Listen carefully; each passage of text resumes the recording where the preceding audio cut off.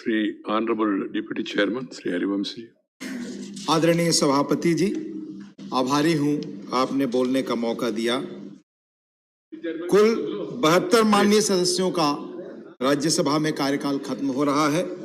इसमें से अनेक वापस आएंगे, बहुसंख्यक वापस आए, यह मेरी निजी कामना है। पर ऐसे अवसरों के लिए दो शब्द मैं सुनता रहा हूं, farewell of retiring members, farewell और रिटायरिंग। ऐसे भावना प्रधान क्षणों के लिए मैं दोनों शब्द उपयुक्त नहीं मानता। फेयरवेल की जगह सम्मान, उनके काम के लिए सम्मान, उसका आयोजन है ये। रिटायरिंग की जगह नए दौर की शुरुआत, उनके जीवन के नए दौर की शुरुआत। एक अमेरिकी राष्ट्रपति ने 74 में राष्ट्रपति कार्यकाल के अंत में आयोजित विदाई समारोह में कहा, you are here to say goodbye to us and we do not have a good word for it in English. The best is au revoir. It's a French word, I think. We shall see you again. Meaning, भारतीय परंपरा और संस्कृति में farewell हमारा मानस नहीं है, किसी को विदा करने का मानस नहीं है। अनेक भाषाओं में ऐसे शब्द हैं जो पुनः उनके पुनरागमन की कामना करते हैं। और मैं सर कहना चाहूंगा कि तेलुगु में भी एक, जब लोग घर से निकलते हैं तो परिजनों को कहते हैं, बहुत अच्छा शब्द, पोई रापो, जाकर आइए। तो मैं कामना है मेरी कि बहुत सारे लोग पुनः वापस आए, पर जो अपना नया अध्याय जीवन का शुरू करेंगे, मैं मानता हूं कि वो उनका और बड़ा कंट्रीब्यूशन सामने है। और अनेक लोगों ने जब कार्यकाल ग्रहण किया तो अपना अनुभव के आधार पर बहुत बड़ा एक ज्ञान संसार छोड़ा है जो आने वाली पीढ़ियों को प्रेरित करेगा। अब तक कुल सदस्य जो एक से या अधिक टर्म तक सदस्य रहे, उनकी संख्या 2282 है 2019 तक। अब तक कुल सदस्य जो एक या एक से अधिक टर्म तक सदस्य रहे, उनके रिटायर होने की संख्या कुल 2177 है। यह 2019 में राज्यसभा के 250वें सत्र के अवसर पर प्रकाशित राज्यसभा द जर्नी सिंस 92 की सूचना के आधार पर। सर, यह सदन देश की यूनिटी इन डाइवर्सिटी को रिफ्लेक्ट करता है। एक फेडरल चैम्बर होने के नाते देश की विविधता का प्रतिनिधित्व करता है। लोग अलग अलग राज्यों से अपना ज्ञान संसार, अपना अनुभव लाते हैं। उनके एक्सपर्टाइज और उनके डाइवर्स अप्रोच, अलग थिंकिंग से हम सबको सोचने और जानने का मौका मिलता है। आपने जैसा बताया, कई सदस्यों ने 5 बार कार्यकाल, कुछ ने 4 बार, कुछ ने 3 बार पूरा किया है। उन सब की कमी हम सब महसूस करेंगे, क्योंकि उनके अनुभव से सदन को चलाने में बहुत मदद मिलती रही है। सदन को चलाने के लिए स्थापित नियम और प्रक्रियाएं हैं, और उन्होंने अपने स्पीचेस से, इंटरवेंशन से, कंडक्ट से राज्यसभा को चलाने में बहुत मदद दी है। मैं उन सब का व्यक्तिगत तौर से आभार व्यक्त करता हूं।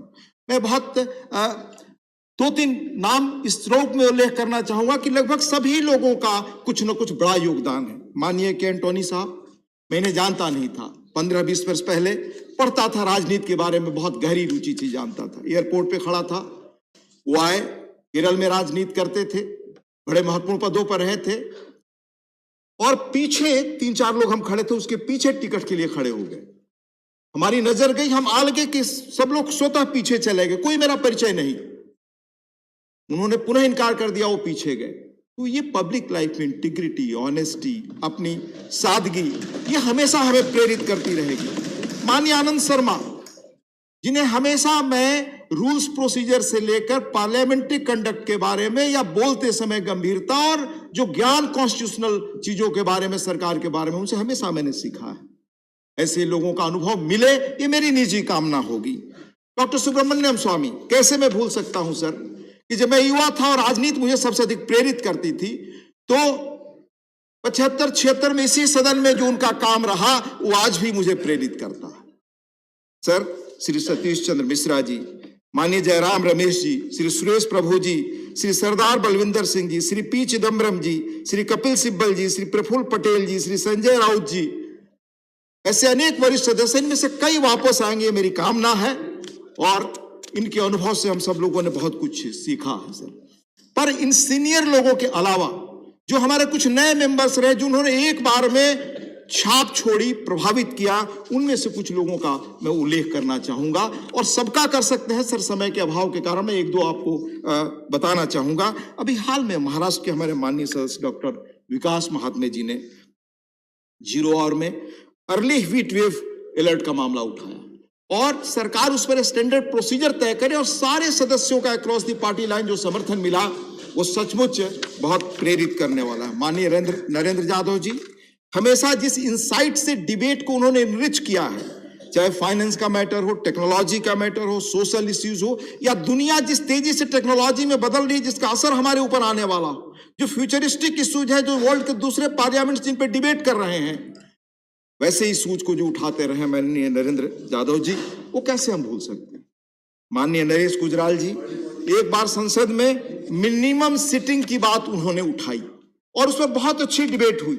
ऐसे अनेक चीजें, ऐसे लोगों का इंटरवेंशन रहा। हमारी क्वालिटी ऑफ डिबेट, नई सूचनाएं लाने, इंसाइट्स लाने, ये काम जो मिला, इससे पूरे सिस्टम को, जो हमारी पार्लियामेंट्री वर्किंग सिस्टम, इसको इनरिच करने का जो काम हुआ, इसलिए ऐसे सारे लोगों ने किया है जो हमारे रिटायरिंग मेंबर्स हैं, उनके प्रति मैं आभार व्यक्त करता हूं। चाहे सर प्रश्नकाल हो, शून्यकाल हो, विधेयकों पर चर्चा हो, समितियों की मीटिंग हो, आपने समितियों के बारे में खुद उल्लेख किया, जो इन सबका कॉन्ट्रीब्यूशन रहा है वो अद्भुत है। इन्होंने अपने सदन में अपनी छाप छोड़ी है। मैं ये भी उल्लेख करना चाहूंगा कि हाउस का प्रबंधन करना आसान नहीं है, ये आप सब जानते हैं और सबका अनुभव इस संदर्भ में, जब निजी तौर पे आप मिलते हैं तो चेयर की कठिनाई महसूस करते हैं।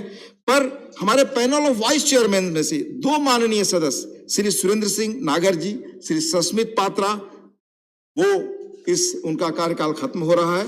हाउस को सुचारू रूप से चलाने में इन्होंने जो परिपक्वता दिखाई, जो मदद की हमें, मैं उसका आभार व्यक्त करता हूं।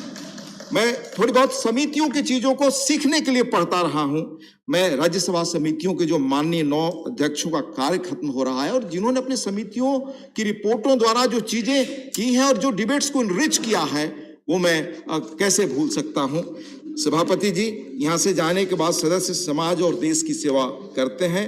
हम उनकी राज्यसभा में उनके इस एक्सपर्टाइज का कैसे अनुभव ले सकते हैं। 2-3 मेरे मामूली सुझाव हैं कि हर सदस्य जो रिटायर हो रहे हैं वो और जो नया अध्याय जीवन का शुरू कर रहे हैं, उनके स्पेशलाइजेशन का लाभ कैसे मिले, ये हम देख सकते हैं कि यहाँ जो कुछ हम ओरिएंटेशन का प्रोग्राम करते हैं, ऐसे कार्यक्रमों को पुनः निमंत्रित करें। दूसरी चीज हो सकती है कि वे कैसे अपने अनुभवों को लिखें और हम उन्हें कोई माध्यम बनाकर जोड़ें ताकि इंस्टीट्यूशनल मेमोरी हमारी मजबूत हो और वो बाहर जाकर पब्लिक इंगेजमेंट्स के द्वारा नागरिकों और छात्रों को जो राजनीति के बारे में, संसद के बारे में धारणा है, वो बहुत अच्छी तरह बता सकते हैं, ताकि बाहर जो खासतौर से संसद, उसके कामकाज के बारे में जो भी धारणाएं सही नहीं आती उसको ठीक कर सकते हैं। अंत में मैं 1952 में 14 मार्च 1958 को देश के प्रथम प्रधानमंत्री पंडित जवाहरलाल नेहरू जी ने जो कामना की थी रिटायरिंग सदस्यों से, वो मैं कोट सुनाना चाहूंगा हम सबके लिए, जो हमारे लिए भी रेलिवेंट है, जो बाहर जाएंगे उनकी कितनी बड़ी भूमिका होगी और जो एक्स मेंबर रह चुके हैं उनके लिए भी कितनी बड़ी भूमिका होगी। मैं कोट कर रहा हूं sir. Parliament does set some kind of an example to the rest of the country. As we behave here to each other, towards our work, towards the general public, so to some extent others will behave elsewhere, whether in the state legislatures or in the many other organs of self-government that exist in the country or that are growing up, right way down to that foundation of our democracy, the panchayats in villages.